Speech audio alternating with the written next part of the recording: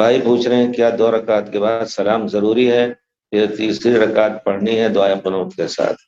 کوئی آپ پوچھ رہے ہیں کہ وطر کا طریقہ کیا ہے؟ وطر کے 2 طریقے ہیں وطر پڑھنے کے۔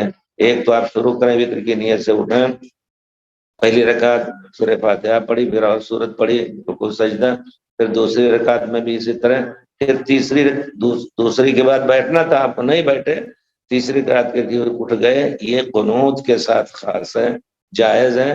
پھر آپ اس کے بعد قنوت پڑھیں رکوع سے پہلے یا رکوع کے بعد، ایک طریقہ یہ ہے۔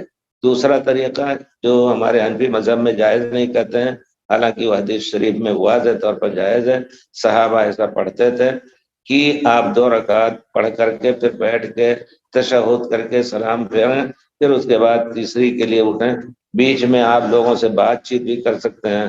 عبداللہ ابن عمر رضی اللہ عنہ 2 رکعت پڑھ کے وطر کی، پھر اس کے بعد کوئی ضرورت ہوتی تھی ذرا یہ کر لو وہ کر لو، پھر تیسرے کے لیے اٹھتے تھے۔ گویا یہ فصل جو ہے، فاصلہ، یہ 3 رکعت کے درمیان جائز ہے، سلام کے ذریعے اور بات چیت بھی کر سکتے ہیں۔